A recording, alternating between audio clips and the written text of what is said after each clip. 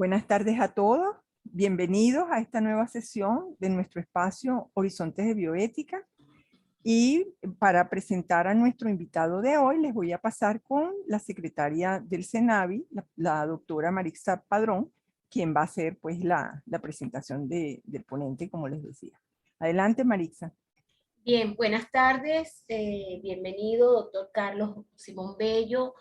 El CENAVI en verdad agradece su disposición siempre a colaborar y a participar específicamente en este segundo Horizontes de Bioética del año 2023. Pero ya llevamos 18 desde que se originó esta idea de forma consuetudinaria.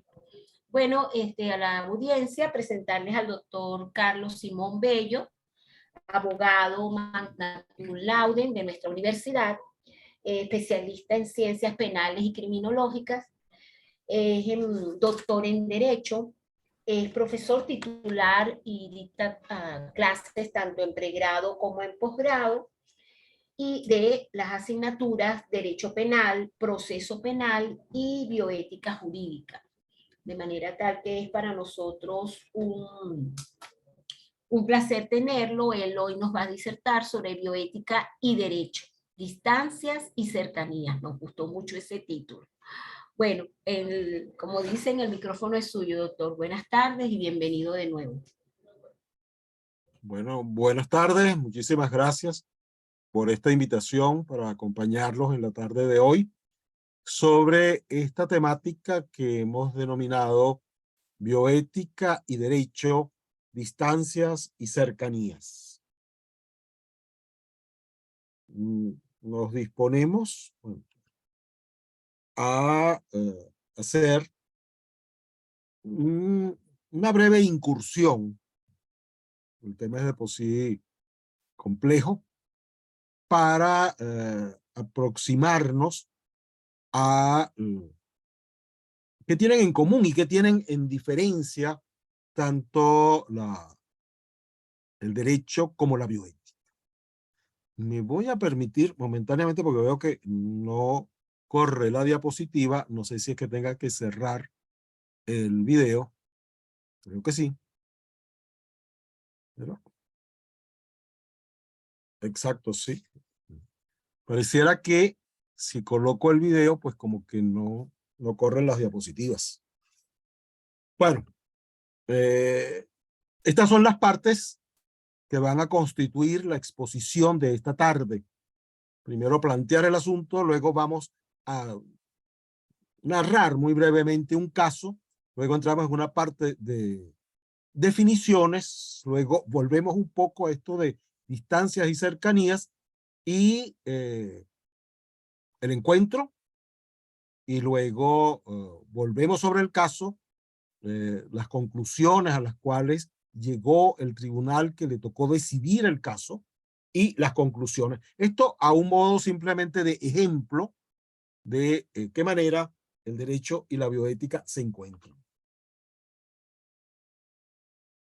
La pregunta básica que inspira esta presentación es la que tenemos aquí presente. Si estos problemas que presenta la bioética o los problemas frente a los cuales se enfrenta la bioética pueden ser solucionados sin la asistencia o sin la presencia del derecho. Hemos añadido aquí gerundio correctamente, pero en todo caso la idea fundamental es la misma. ¿Podemos solucionar adecuadamente los problemas bioéticos prescindiendo del derecho? Esto supone, en primer lugar, que nos refiramos a qué vamos a entender por problema bioético. Estamos aquí ante dos elementos, el elemento problema y el elemento bioético.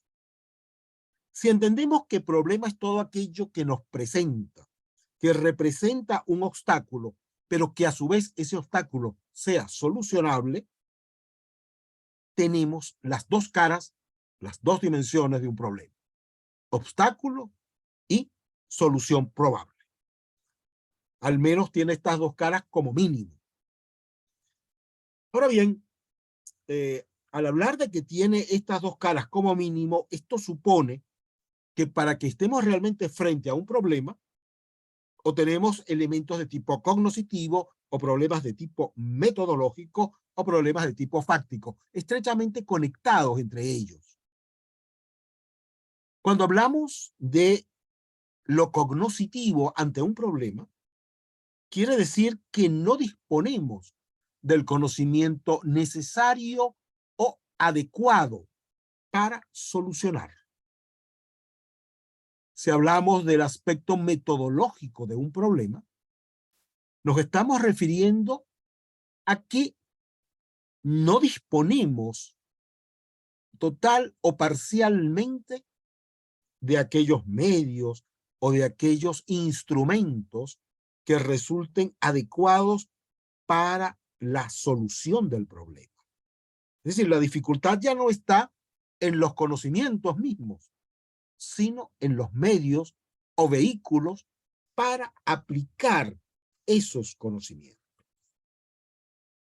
Luego hablamos de un aspecto fáctico, y es que el objeto de nuestro conocimiento o el objeto que constituye el problema se resiste a ser intervenido. Por supuesto, esta resistencia puede ser a consecuencia de los problemas cognitivos o de los problemas de tipo metodológico. Pero cuando hablamos de la resistencia fáctica, más bien se enfatiza que hay constancia de esa impenetrabilidad total o parcial que el objeto presenta. En cualquiera de estos casos podemos decir que existe conciencia, conocimiento o quizás intuición. Uno, de que se trata, por supuesto, de un problema. Y dos, de que tenemos conciencia de que disponemos o de que no disponemos de los aspectos o de los medios cognitivos, metodológicos o de la resistencia fáctica que presenta el problema. Si este problema es de naturaleza bioética, entonces ello quiere decir que el problema está constituido con unas determinadas conductas activas o pasivas que están proveídas de la biotecnología y que, a su vez, estas conductas pasivas u omisivas proveídas de biotecnología atentan o ponen en peligro determinados valores, principios o bienes jurídicos si se trata del derecho. Y que en el caso del derecho específicamente, aunque no exclusivamente, queremos decir que entonces estas conductas atentan o pueden atentar contra la vida, la salud o el medio ambiente.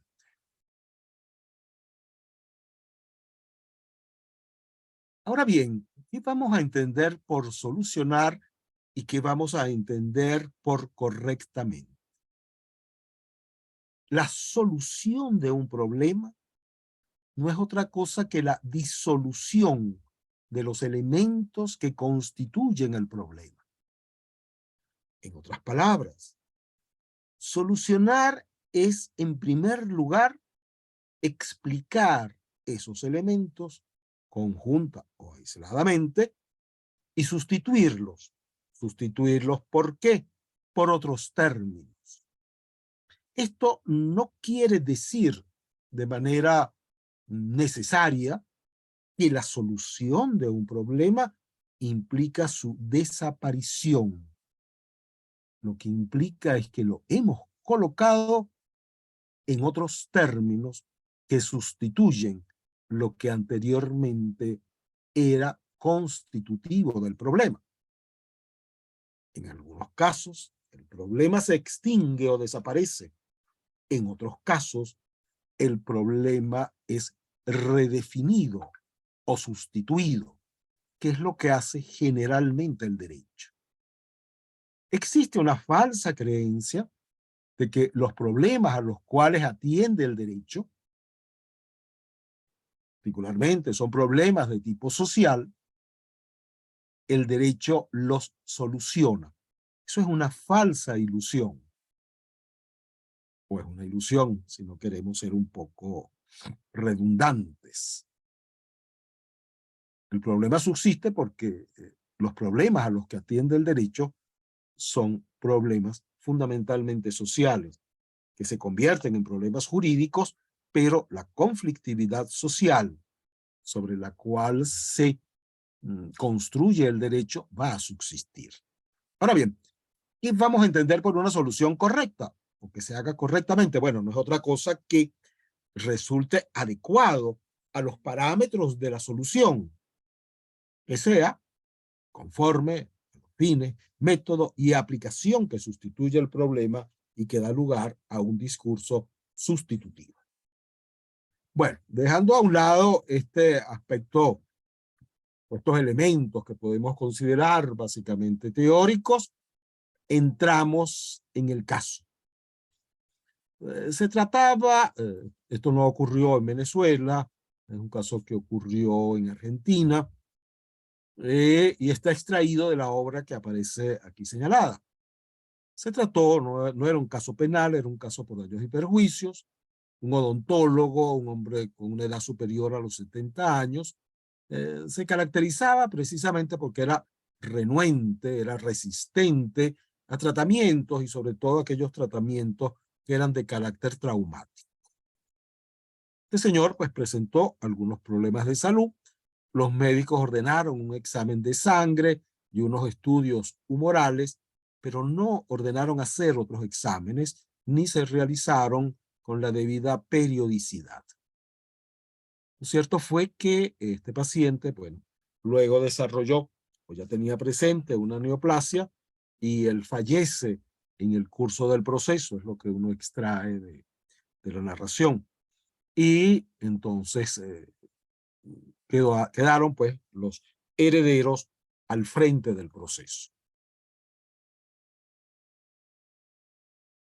Para entrar a la temática de distancias y cercanías, hemos traído aquí algunas definiciones de bioética, son muchas por supuesto, hemos traído algunas nada más, que nos ponen de manifiesto que hay una vinculación muy estrecha, este es un lugar prácticamente común, entre la biotecnología y la ética, y es allí donde precisamente algunos autores más bien subrayan el aspecto ético, algunos otros autores subrayan el aspecto normativo, y bueno, nunca olvidemos la definición de Potter que nos conduce a aquello de una ciencia puente de la supervivencia, si la queremos llevar a su más mínima expresión. Lo cierto es que podemos aquí ver en estas dos primeras definiciones el énfasis que un autor pues hace sobre uno de los elementos de la bioética, otro sobre el aspecto normativo y por supuesto hay muchísimas otras más. Esto no es simplemente sino a título ilustrativo. En el caso del derecho, existe también una abundancia de definiciones. Posiblemente le podría resultar extraño a quienes no tienen una profesión o una formación de carácter jurídico que no existe en el derecho una definición compartida de lo que es el derecho. Quizás por nuestra misma formación como abogados, lo cierto es que los abogados no nos hemos puesto de acuerdo en definir en qué consiste nuestra disciplina. Hay distintas corrientes, generalmente se señalan como muy relevantes aquella que se enfoca hacia el llamado derecho natural, bien sea por revelación, bien sea por el uso de la razón, o quienes más bien entienden el derecho a la luz de la ley, a la luz del derecho positivo. En general podemos, y algunos otros hacen pues también una referencia al aspecto social, como podemos verlo aquí en la última, ¿no? Como un compendio de normas positivas generales, es decir, de leyes que existen pues para el buen orden de la vida social.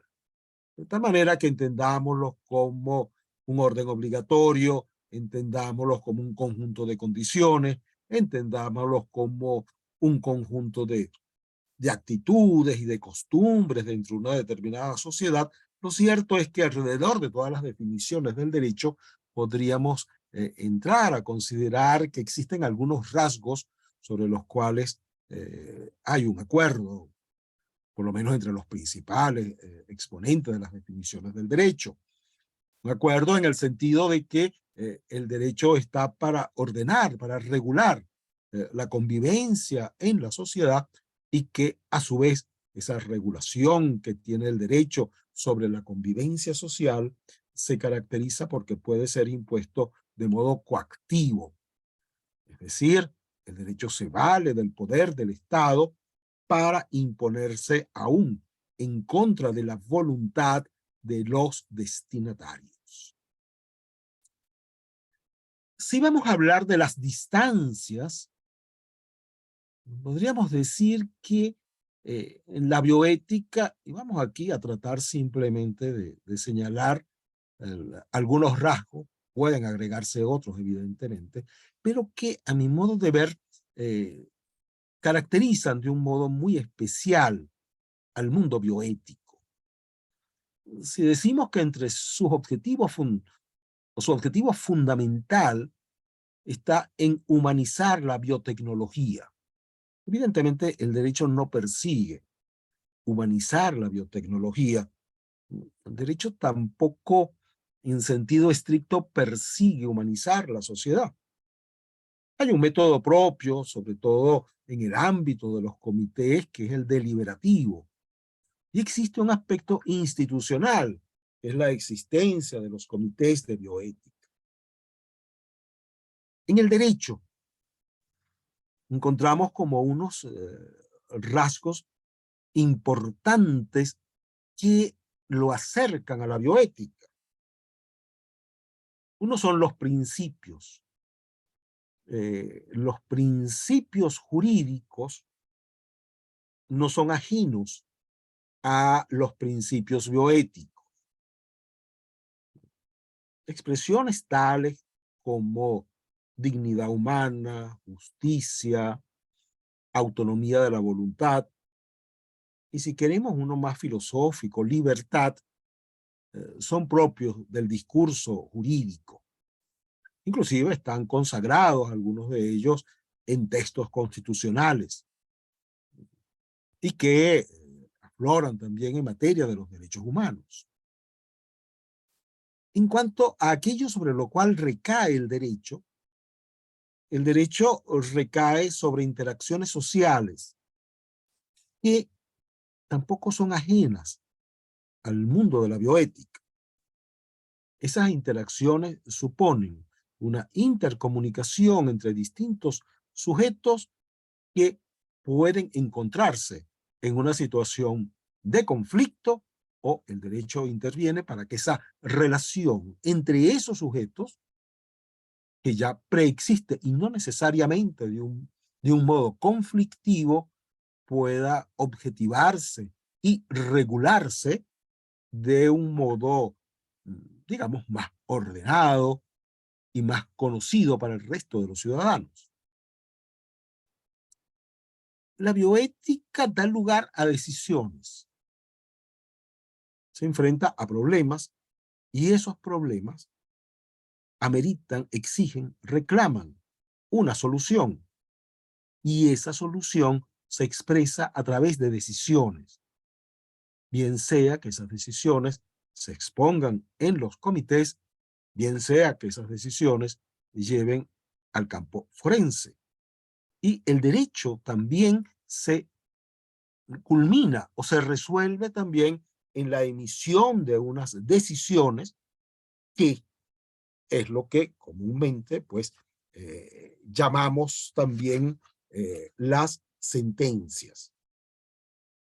También el derecho, de un modo similar a la bioética, está ansioso de una definición, pero seguramente aquí el derecho, pues, es también el desarrollo de una idea antes que el desarrollo de una definición.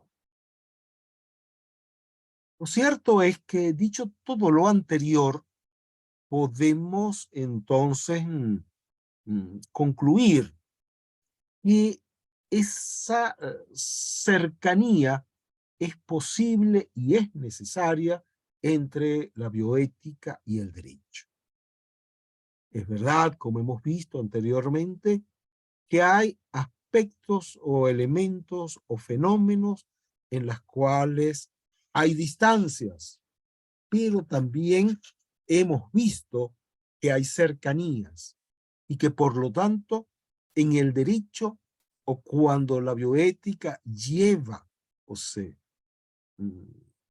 imparte o es conocida por un juez, en ese momento la justicia y la bioética se encuentran. No solamente se encuentran en los textos, en las conferencias, en fin, en las cátedras universitarias, sino que también se encuentran en el mundo real, en el mundo forense, en el mundo judicial. Todo lo anterior nos da un cierto marco de referencia con relación al caso que inicialmente planteamos. De acuerdo al texto consultado, estos son los elementos más característicos de aquel caso, de acuerdo a esa narración de la autora. La narración, valga la pena aclarar, no contiene una transcripción de la decisión judicial, sino que es una reseña que la autora hace de la decisión judicial y en la cual seguramente, por lo menos desde mi perspectiva, pues hubiera sido conveniente que se reseñaran también otros aspectos que, a mi modo de ver, son también importantes. Pues bien, ¿qué ocurrió? El odontólogo demandó a los médicos por daños y perjuicios y les atribuyó que habían sido negligentes. Lo cierto es que había en la condición del paciente su condición de edad y a su vez había un rasgo, digamos, caracterológico. Todos los médicos se habrán encontrado frente a pacientes de este tipo que era renuente a los tratamientos médicos. Es decir, el médico se encontró frente a un paciente ya de tercera edad que no le gustaban los tratamientos médicos, para decirlo de un modo lo más coloquial posible. Y le ordenaron unos exámenes que, de acuerdo al tribunal, no eran los exámenes que debieron haberse realizado. O mejor dicho, no se hicieron todos los exámenes que debieron haberse hecho, aún contando los médicos con los recursos, tanto científicos como tecnológicos, para ordenarlos. No es una cuestión de que en este caso los médicos o la clínica o el hospital donde él fue atendido no contara con los recursos para esos exámenes. Sí contaba con esos recursos. Y la decisión del tribunal fue que condenó a los médicos por daños y perjuicios. Daños y perjuicios que fueron, en definitiva, a los herederos o a los sobrevivientes, como se lee en el texto, pues uno deduce que el paciente falleció en el curso del proceso. La demanda la interpuso él, según se lee, pero luego, cuando uno continúa leyendo la narración del caso, pues observa que los daños y perjuicios fueron a favor de los sobrevivientes. lo que indica claramente que él falleció en el proceso. El odontólogo en su demanda también demandó por daño moral a los médicos. Sin embargo, la decisión del tribunal era que no procedía la condena por daño moral causado al paciente, entre otras cosas por la propia resistencia al paciente a tratamientos médicos. ¿En qué se funda la condena? En que los médicos incumplieron con el deber de haber realizado todos los exámenes y con la periodicidad necesaria para poder llevar a cabo un diagnóstico cabal del padecimiento del paciente.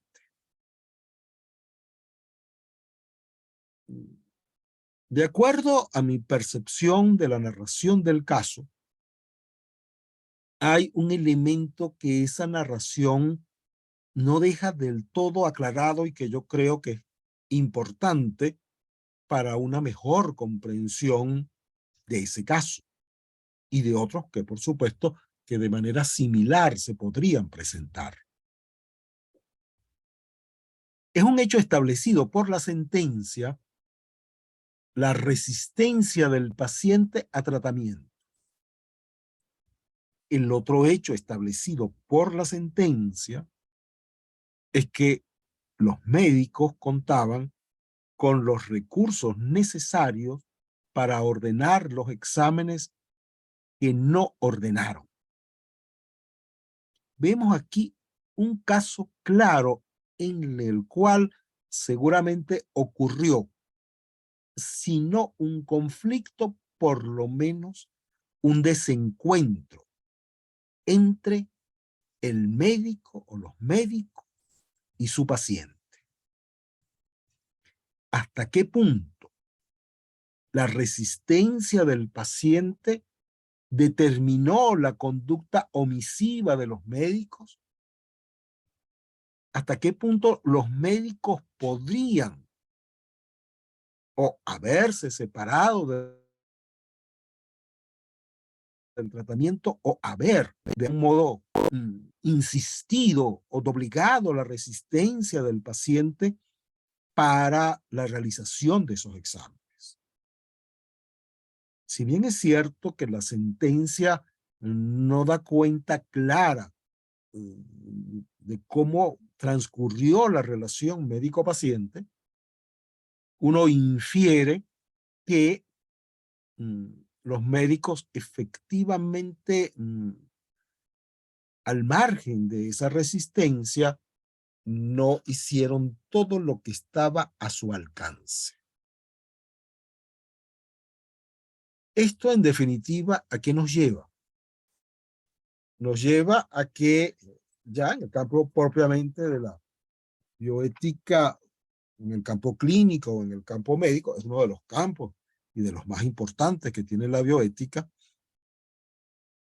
el deber que dio lugar a la condena es un deber que también forma parte de la ética médica.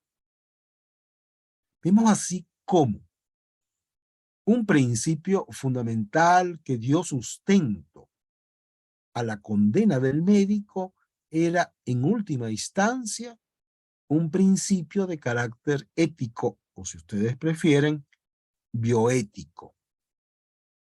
Estamos aquí entonces en un encuentro entre la deontología médica y la responsabilidad jurídica.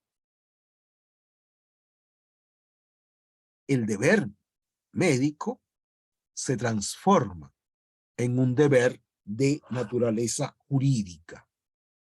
En consecuencia, estamos frente a un caso en el cual lo que es aparentemente distante del derecho, sobre todo para unas determinadas corrientes del derecho o de la teoría del derecho, como es la ética, Hay quienes sostienen dentro del mundo del derecho que el derecho es un sistema de normas que está totalmente separado de las normas morales. Es decir, que la reflexión moral, la ética y la moral como tal son ajenos al sistema del derecho. Esa es una manera de ver el derecho. Para esta corriente resultaría pues inaceptable que se considerara que un deber, vamos a considerarlo, calificarlo ético del médico, pueda ser la base y sustento de una condena en el campo jurídico, en este caso una condena de tipo civil. Para otra corriente, el asunto no se plantearía en esos términos. Sin embargo, sea cual fuere la posición que respecto al derecho se mantenga, yo creo que resulta indudable que el deber de atención que forma parte de la deontología médica se transformó, adquirió cuerpo jurídico en un deber jurídico de debida asistencia que a juicio de la sentencia no se cumplió. En pocas palabras, tenemos entonces ya a manera de conclusión que los casos bioéticos, vamos a decir en este caso, y perdonen la redundancia o cacofonía, vamos a decir en estos casos, no estamos utilizando ahora el término problema, estamos utilizando el término caso. Un caso bioético puede ser un problema, puede no serlo. Lo cierto es que en los casos bioéticos existen al menos 3 elementos que hemos llamado aquí vectores. Es decir, hay consideraciones de tipo ético, científico-tecnológico y de tipo jurídico. En segundo lugar, que no todos estos elementos van a concurrir en todos los casos. Hay casos en los cuales se pone en peligro valores jurídicos y es entonces cuando el derecho interviene. Y el derecho puede intervenir de 2 maneras, de un modo tácito o de un modo expreso.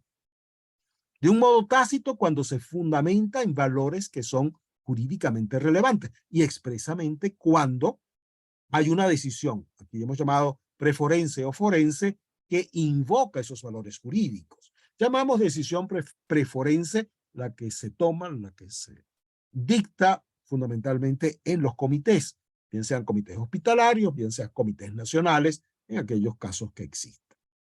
Ahora bien, esa decisión preforense ha de adecuarse y ha de invocar, expresa o tácitamente, los principios bioéticos para que sea una decisión correcta y sea también una decisión justa. Ahora, en el caso de la decisión forense, lo cierto es también que si esa decisión que se dicte ha de ser igualmente correcta y justa, no solamente ha de invocar los principios bioéticos o bioéticos jurídicos, como lo hemos denominado aquí, sino que también ha de ser adecuada a las normas jurídicas en tanto en cuanto esos principios formen parte o se configuren alrededor de las normas jurídicas. Y ya como punto final, un poco aquí al margen de lo que estamos aquí presentando en la diapositiva, hay quienes sustentan que hay fenómenos o situaciones, bien sea en el mundo bioético o bien en otros mundos, en los cuales el derecho no interviene. Y hay otros en los que sí interviene. A mi modo de ver, el derecho va a intervenir siempre o de un modo expreso o de un modo tácito. Cuando se trata de decisiones que se adoptan, que se dictan, que se ejecutan, sin una expresa o deliberada intervención de la ley, o de tribunales, o de jueces, lo cierto es que esas decisiones tampoco han de ser contrarias a los 2 mundos fundamentales que conforman el derecho. y que coinciden ambos mundos, el penal y el no penal, en no hacer daño a otro. Por muy alejado que haya sido la decisión que se adopte en un contexto extraño, el mundo de jueces, leyes, etcétera, lo cierto es que siempre habrá o habrá de estar allí presente el no hacer daño, el respeto a la libertad de las demás personas o el respeto a la autonomía. Y estos dos elementos, el no hacer daño, el respeto a la autonomía, son fundamentales en el mundo del derecho. En el mundo del derecho civil, el hacer daño a otro con dolo o con intención, por acción o por omisión o por culpa, genera responsabilidad. Y en el mundo penal, es más estricto en cuanto al campo de cómo se tipifican o regulan las conductas, pues en la medida en que la ley haya deliberadamente conformado en cuáles contextos o interrelaciones afloran esos principios, pues también habrá una responsabilidad de tipo penal. Bueno, con esto damos por finalizada la exposición de hoy y bueno,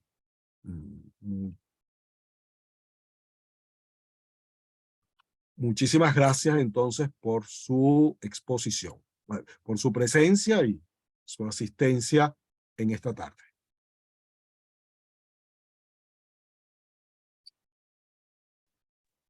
Muchas gracias, doctor Bello. Tenemos la oportunidad entonces para hacer algún comentario o pregunta. Levantan la mano o intervienen.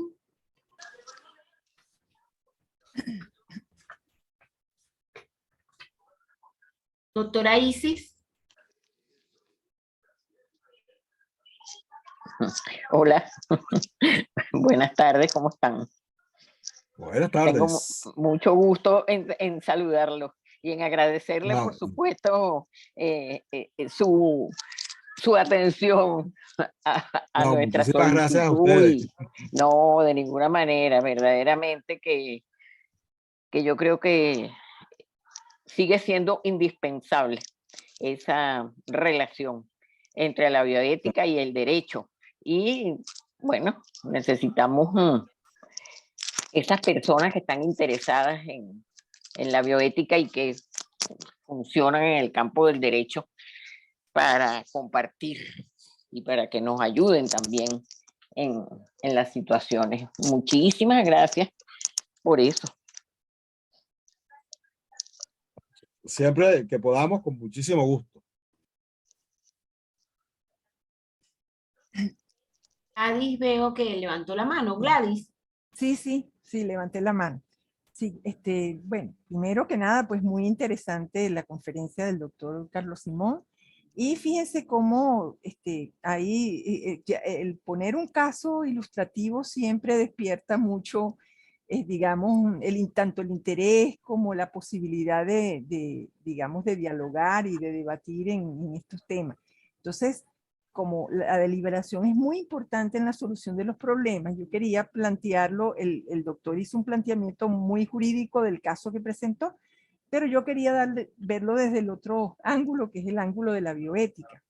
Y realmente quiero, digamos, primero decir, pues, o adelantar, que es muy difícil uno analizar una situación cuando se cuenta, perdón, con tan pocos datos. De verdad que los datos que se aportan en el relato del caso son realmente muy escasos, muy pobres. Y es difícil uno analizar una situación si no tiene todos los elementos en la mano.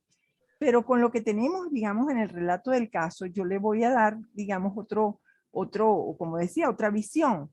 Si este era un paciente que era competente, porque en ningún momento dicen tenía 70 años, pero yo estoy segura que muchos de los presentes andamos por ahí, ¿verdad? Entonces, eso no quiere decir que porque tenga 70 años no tenga capacidad de tomar sus propias decisiones. Y en bioética, pues, entre las cosas los elementos que se utilizan en los análisis que fundamentan los análisis de los casos, son tanto los derechos, digamos, tanto los principios fundamentales de la bioética, sobre todo en el campo médico, pues los derechos and children, como también inclusive derechos humanos que pueden aplicarse al caso. Entonces, este paciente, siendo competente, tenía lo apoyaba pues un principio de la bioética, que es la autonomía, que es el derecho a tomar sus propias decisiones. Y que también de paso es un derecho humano, ¿no? Y realmente si él no quería, si el médico le plantea exámenes, un plan de estudio y un tratamiento, siendo él competente, él tiene derecho a negarse a hacerse esos exámenes o a hacer digamos, a hacerse ese tratamiento, ¿verdad? Y vemos que inclusive en el Código de Deontología Médica, en el artículo 72, en el numeral 8 dice que uno de los derechos de los pacientes es a rehusar determinadas indicaciones diagnósticas o terapéuticas siempre que se trate de un adulto mentalmente competente. Entonces dice que el derecho a la autodeterminación no puede ser abrogado por la sociedad a menos que el ejercicio del mismo interfiera con los derechos de los demás, que en este caso aparentemente no interfería. Si tal decisión pone en peligro la vida del enfermo, debe el médico exigir la presencia de testigos que den fe de la decisión del mismo y anotar la información pertinente en la correspondiente historia clínica. Es algo así como hacer un consentimiento informado, pero negativo, pues, no, donde el paciente acepta ese planteamiento que hace el médico, ese plan de trabajo o esa terapéutica, sino donde él no lo acepta. Entonces es una manera de que el médico pues deje explícito que el paciente pues se negó a practicarse los exámenes que él le había encomendado, le había mandado a hacer. Entonces realmente pues ahí vemos como la cosa no pareciera tan, la decisión que se toma o el enfoque jurídico no está tan, digamos, está un poquito diferente a lo que se pudiera hacer desde el punto de la vista de la bioética. Entonces estoy planteando eso para que el doctor Bello pues pudiera, digamos, aclararnos un poco esta parte de la situación en función de la toma de decisiones. Ok, muchísimas gracias. No, yo comparto plenamente, inclusive lo señalé, de que la narración del caso deja aspectos importantes en el aire. No se sabe. No olvidemos tampoco que no solamente se trataba de un paciente competente, es un profesional de la salud, es un odontólogo. No estamos hablando de un paciente de un nivel intelectual o cultural que le impidiera comprender cabalmente la situación o que exigiera por parte de los médicos una información, bueno, propia de un nivel de una persona que era incapaz de comprender su propia situación. Yo creo que él sí lo entendía. Lo que ocurre es que se resistió. Ahora bien, sí, y esto es una mera hipótesis, de que hasta qué punto se le ordenaron los exámenes y él dijo que no se los hacía, o hasta qué punto, y eso debió haber sido un elemento clave en el juicio, o hasta qué punto los médicos simplemente se abstuvieron. Si suponemos que la sentencia estuvo bien elaborada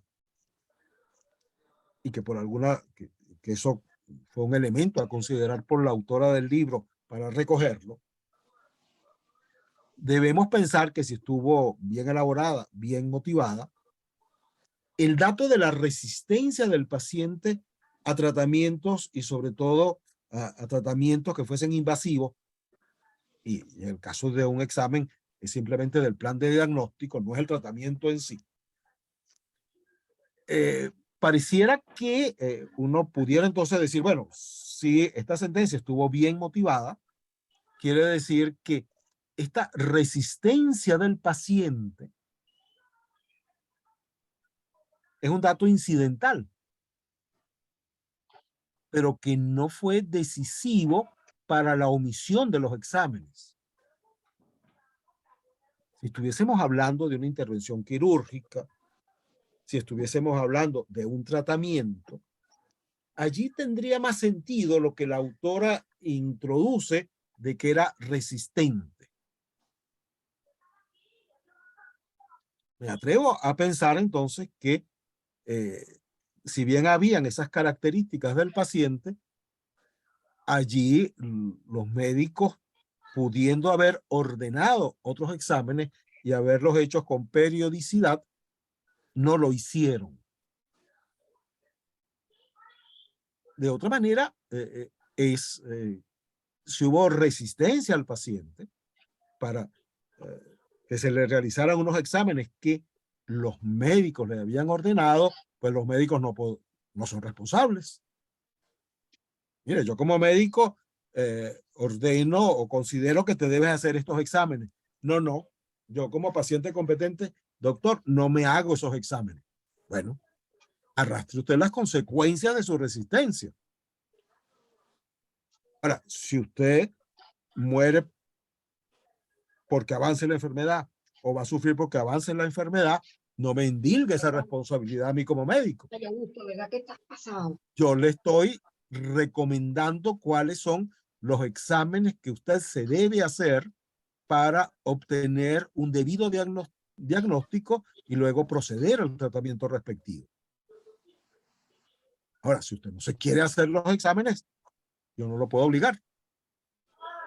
Allí vendría, pues, la decisión del profesional de la medicina, si en efecto se retira del caso o continúa tratando a ese paciente resistente. Yo creo que, si la sentencia estuvo bien fundamentada y bien motivada, pues simplemente quizás los médicos, porque era una persona de mal carácter, etcétera, prefirieron abstenerse de ordenar, de hacer los exámenes y no se los ordenaron, no se los indicaron. Y si lo hicieron, pues mal podían entonces ser condenados. Pero eso es un aspecto clave que no figura en la narración del caso. Claro. Pero que a todo evento, por supuesto, a la hora de establecer responsabilidad médica, es importante tenerlo en cuenta. Por supuesto. Porque el profesional de la salud no puede ser responsable de las reticencias del paciente, o de su resistencia, o de su conducta que sea díscola frente al tratamiento. Sí, creo que la doctora Isis quiere añadir algo. A lo que pueda hacer el médico. Ajá. Doctora Isis. Sí, realmente yo creo que uno de los problemas con los que uno se enfrentaría para discutir este caso con más certeza, estando más seguro de lo que uno decide, es que nos falta mucha información sobre el propio caso. Porque cuando ahí se dice, es que no le hicieron unos exámenes y es que el paciente era renuente al tratamiento. Eso no nos explica mucho, porque no sabemos si es que el paciente no se quiso hacer los exámenes o si fue que los médicos no se los ordenaron y no hubo diagnóstico.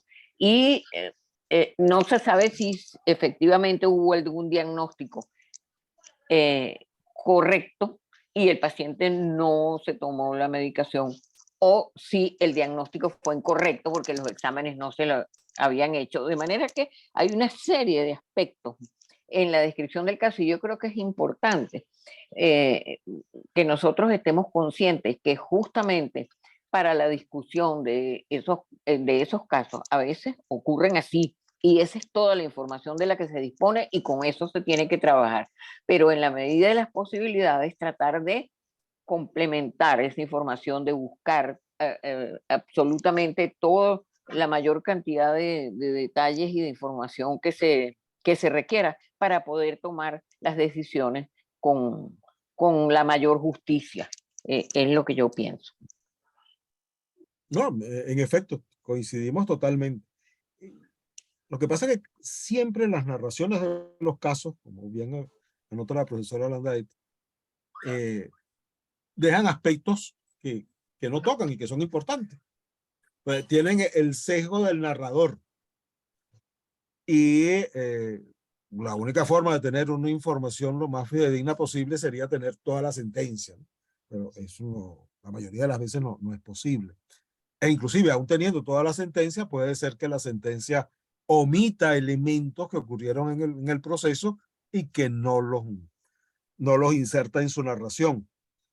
Lo bueno de los casos con lagunas es que es como un aguijón para pensar en aquello que hace falta. Esa es su virtud. Desde el punto de vista intelectual, desde el punto de vista reflexivo, desde el punto de vista analítico, es bueno, aquí falta esto, falta esto, falta esto. Si hubiera ocurrido esto, que no lo sé, la conclusión hubiera sido esta. En fin, incentivan el pensar, incentivan la reflexión acerca de aquello que el caso no nos suministra. Ahí es donde está la virtud del caso con lagunas, y casi todos los casos tienen lagunas. Hay un mensaje de una persona que no está identificada, que da las gracias por la charla y que piensa que hay una contradicción que no es clara entre la negativa a tratamiento y la demanda al médico. Un poco lo que se está comentando, ¿verdad? Sí. Gladys. Sí. Bueno, me perdona que vuelva a intervenir, ¿no? Pero es que yo no quisiera que quedara así como que en el ambiente que, porque un paciente se niegue a recibir a hacerse unos exámenes, hacer un tratamiento, el médico se despide y abandona toda responsabilidad. Eso no es así. Existe lo que se llama el arte de la medicina, y justamente un reto que tienen que abordar con mucha frecuencia los médicos son esos pacientes difíciles que no se quieren hacer lo que les manda, que tienen unas ideas a veces que no son las correctas sobre las cosas que se le indican. Y entonces justamente ese es el arte de la medicina. El tratar de que el médico tiene que tratar en lo posible de de convencer a ese paciente. No es la cosa así que tan sencilla, tú no quieres, perfecto, esa es tu responsabilidad, fírmame aquí, o no, las cosas no son así. En la medicina también el médico tiene una obligación moral con su paciente. Y independientemente de que el paciente se niegue, no quiera hacerlo y todo, siempre sigue teniendo esa responsabilidad sobre el paciente. Aunque rompa la relación, eso es algo muy difícil digamos, de desligar realmente. Y si el médico realmente debe proceder pues en función de su obligación de ser beneficiente y de lograr agotar todos los recursos que pueda disponer para que el paciente realmente se sepa qué es lo que tiene exactamente y poderlo beneficiar con un tratamiento. Entonces no son así las cosas como rígidas, como blanco y negro, como pudiera pensarse, no, realmente la relación médico-paciente es algo digamos, bien amplio, bien profundo, que requiere mucho digamos, de formación de ese médico en ese arte de la medicina. Entonces no quiero decir, como dije antes, pues que el médico se desentendió porque el paciente no quiso realizarse las cosas. No, eso no es así. Entonces habría que saber en este caso, como decía la doctora Isis, qué circunstancias rodearon esto, pues realmente, en qué grado, a qué era que él se negaba, si el médico supo explicarse o no explicarse sobre lo que sobre lo que él estaba solicitando. Sí. Bueno, era eso lo que quería comentar. La persona que escribió se presenta, soy Anita Molina, y no sabe que no sabe por qué no está identificada y tampoco cómo pedir la palabra. Anita Entonces, Molina es psicólogo. hay en la parte de abajo, hay como una carita feliz, allí le da la opción de levantar la mano o abra su micrófono y le permitimos hablar. Mientras tanto, yo quería comentar que un poco buscando la esencia del tema de cercanías y distancias, en este caso también pareciera que faltó como la intervención del comité hospitalario, el cual se hubiese encargado, y creo que también eso lo debería hacer el derecho, o lo hace el derecho, indagar y buscar de las partes poder, porque habría que revisar la historia, habría que entrevistar a los familiares, al paciente estamos suponiendo que falleció, a los médicos para dar oportunidad de llenar esos vacíos que tienen y que un poco es función del comité hospitalario si llega una situación y que puede orientar entonces, porque ese comité no toma decisiones, pero sí orientar a los pacientes y de repente decirle, mira, aquí es verdad, la historia no lo dice, poniendo el caso, no dice que el médico solicitó los exámenes, no, entonces, bueno, ustedes tienen allí un argumento para la demanda, pero si el comité de bioética hospitalaria en su búsqueda consigue que si estaba escrito en la historia la solicitud de exámenes, y que a lo mejor el médico pone la acotación, el paciente no indica que no se los va a hacer, eso también sería una herramienta. No sé si ahora, aquí hay Marisa, otra. Anita Molina Ajá. dice que no sabe cómo pedir la palabra, entonces Por se la eso, puede si dar quiere sin que la hablar, abra pida. su micrófono, que aquí Bueno, la ya, vemos con el número. ajá, ya tengo abierto el chat. ¿Me Perfecto. oyen? Puede Sí. hablar, sí. Ajá. Bueno, en primer lugar pido disculpas por mi torpeza en la tecnología, ¿no? Pero Tranquila, tranquila. realmente me perdí en este diseño de cosas. Bueno, en segundo lugar, quiero felicitar al doctor porque realmente me fue muy útil la charla. Yo quería, es decir, el impacto que tuvo este paciente en el momento en que él recibe el diagnóstico, es decir, es un impacto que produce emociones contradictorias, porque hay una contradicción. Por un lado, él no quiere atenderse, no quiere hacerse los tratamientos porque supone que eso le va a producir sufrimiento, pero por otro lado, lo contradictorio es que él al mismo tiempo está demandando a los médicos, ¿no? Entonces pareciera que entonces sí quiere ser atendido y que se entiende que no fue bien atendido. Bueno, coincido con todos los demás en que faltan elementos y faltan detalles, ¿no? Ahora, esa contradicción no es tan extraña. Yo trabajé mucho en ese tipo de situaciones, no exactamente con cáncer, pero sí en terapia intensiva. Y las contradicciones que pueden haber en un momento dado cuando una persona recibe ese tratamiento son un conflicto que requiere otro tipo de soluciones que son psicológicas y que, bueno, pueden tocar el derecho y pueden tocar lo ético, ¿no?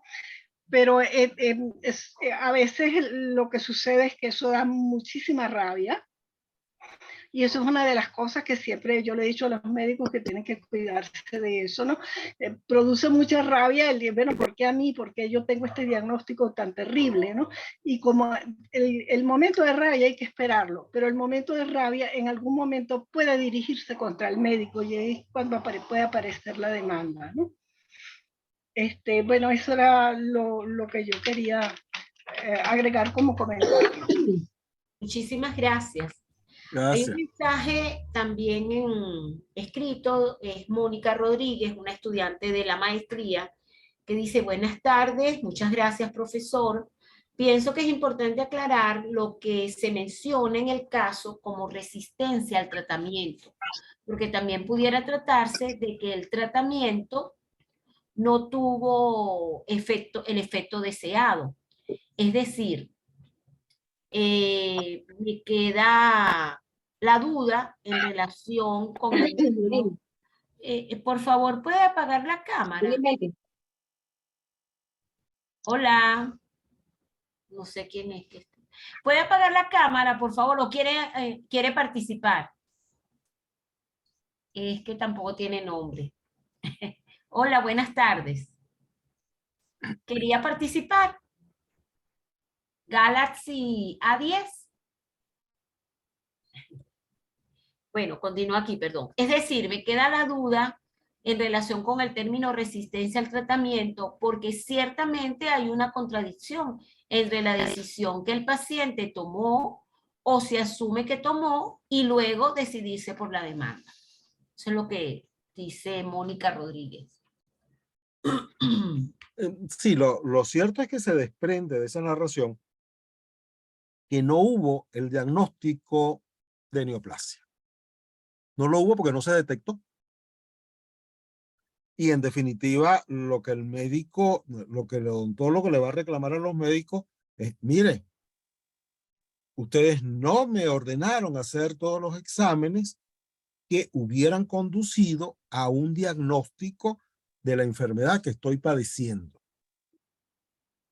No hubo tratamiento como tal, es lo que se extrae de la narración. Por lo tanto, ante la carencia de exámenes, el diagnóstico no fue acertado. No detectaron la neoplasia porque no se ordenaron hacer todos los exámenes y no se ordenaron hacer con la respectiva periodicidad. Esto es lo que dice la narración de la sentencia. Por lo tanto, el problema ocurre en el proceso de diagnóstico, no un proceso de tratamiento porque no lo hubo. O por lo menos no lo hubo con los médicos a los cuales el odontólogo formula la demanda. Ahora bien, es cierto, el médico debe hacer todo lo que está a su alcance y no se puede desprender del paciente así de buenas a primeras. Sin embargo, desde el punto de vista del derecho, y entramos aquí en un concepto indeterminado, muy abierto y muy según el contexto, hasta dónde es jurídicamente exigible el deber del médico ante el paciente resistente. Puede haber un enfoque desde el punto de vista deontológico y puede haber un enfoque desde el punto de vista jurídico. Y ambos tendrán que encontrarse. Pero existe pues un enunciado muy común en el derecho. A nadie le es exigible aquello que no puede cumplir.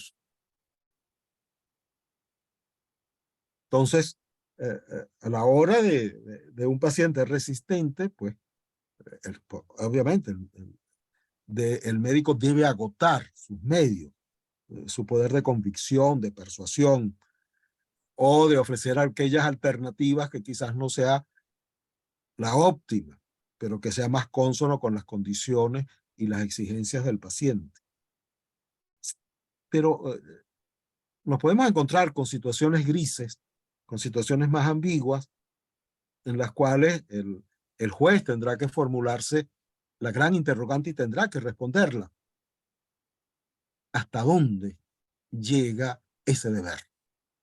Desde el punto de vista del derecho. Porque el límite de ese deber es el que va a establecer si es culpable de un delito o si es responsable por daños y perjuicios. La reflexión del juez y la conclusión del juez puede ser diferente a la que tenga el filósofo o a la que tenga el bioticista, porque el juez va a declarar o no va a declarar, según sea el caso, si hay una responsabilidad de esa persona frente al paciente, frente a la sociedad y frente al Estado, frente a la ley. Allí posiblemente puedan de nuevo bifurcarse los campos.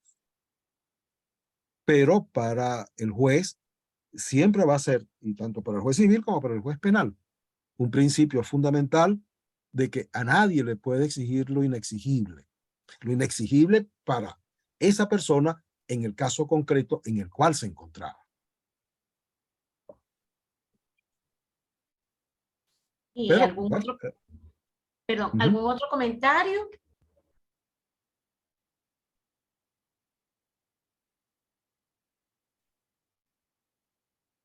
Bien.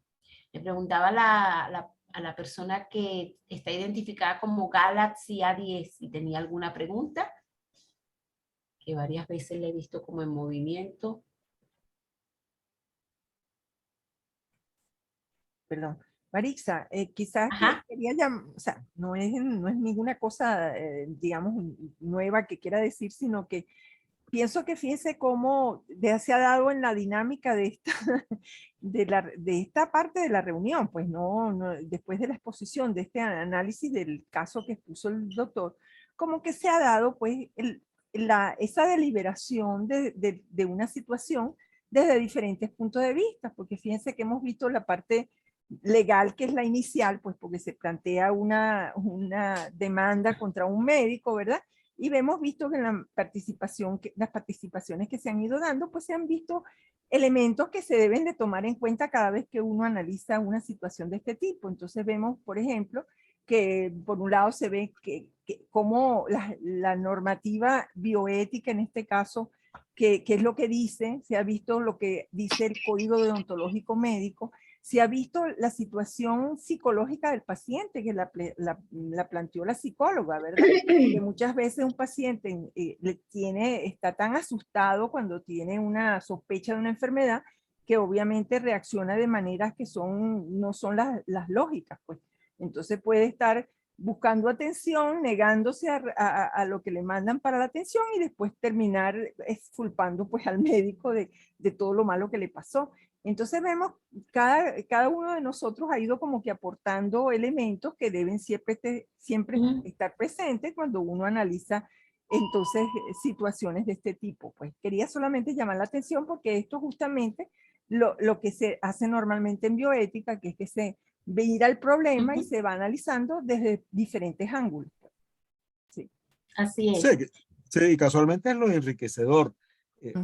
Hay un elemento allí que es importante en la sentencia, aunque en la narración lo resuelve en muy pocas líneas, 3 o 4 líneas le dedica. Porque el paciente no solamente demanda a los médicos por daños y perjuicios de tipo material, es decir, por los gastos que él señala, tuvo que hacer, etcétera, sino que también los demanda por daño moral. Y la sentencia dice no, que no procede daño moral porque usted era un paciente resistente. Usted no puede invocar ahora un sufrimiento cuando usted era un paciente que estaba predispuesto contra tratamientos.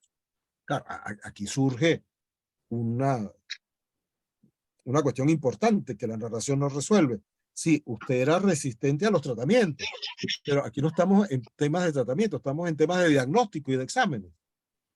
¿Cómo se trasladó eso, esa resistencia a los tratamientos, sobre todo a los tratamientos invasivos, se narra allí, a la resistencia a hacerse exámenes que eran conducentes a hacer un diagnóstico adecuado de su enfermedad? Eso es un punto clave que allí no está resuelto. Pareciera que la autora de la obra, la compiladora, bueno, introdujo ese elemento de la resistencia un poco como para crear procesos de discusión en la lectura de la sentencia y que, bueno, como ha ocurrido hoy acá, pero lo cierto fue eso, que el juez civil dice, mire, vamos a indemnizar por los gastos médicos que usted tuvo que hacer luego para hacerse su tratamiento. Pero no lo vamos a indemnizar por sufrimiento porque usted era resistente a los tratamientos. Fíjense lo ambiguo de la decisión.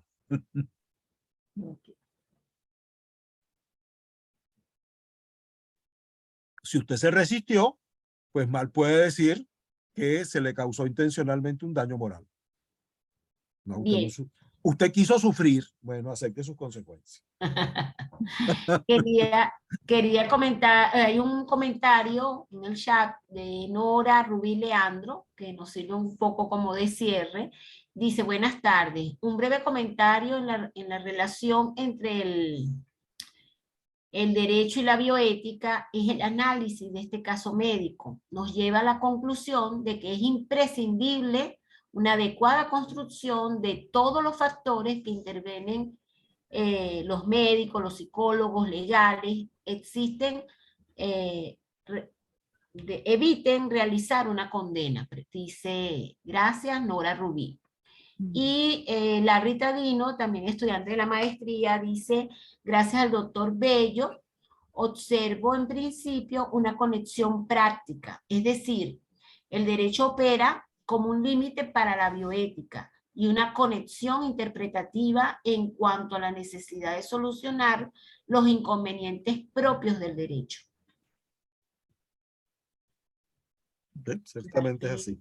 Y él, él está justamente con los dos puntos de vista, porque él es abogado y está haciendo maestría en bioética. Sí. Sí. Okay.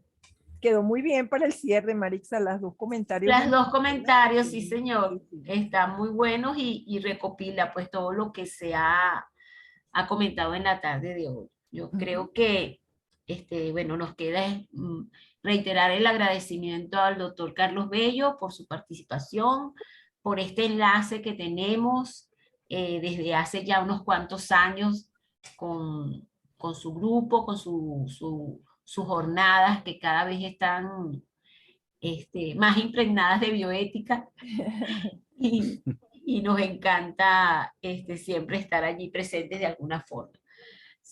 Bueno, si no hay más preguntas, yo creo que podemos dar por terminada la sesión. Y no sé, Gladys, si quieres despedirte. Sí, sí. Yo también pues reitero el agradecimiento al doctor Bello, a ese espíritu de colaboración que siempre ha demostrado hacia nosotros. Y bueno, bueno, eso es una hermandad que tiene ya muchos años, ¿verdad, doctor Bello? Claro que sí.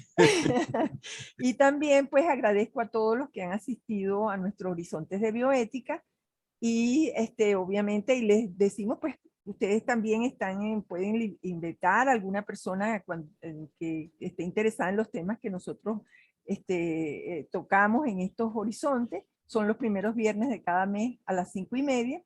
Y bueno, quería pues también decirles que siguen siendo nuestros invitados para las próximas oportunidades. Muchísimas gracias. Ajá, Disculpa, Gladys, la acotación de que en el mes de abril no vamos a tener Horizontes de la Bioética por estar en la Semana Santa, sí. De manera que nos vemos en mayo. Se enviará la invitación con antelación. Ok. Bueno, muchas gracias a todos de nuevo. Feliz noche y feliz fin de semana. Hasta luego. Igualmente.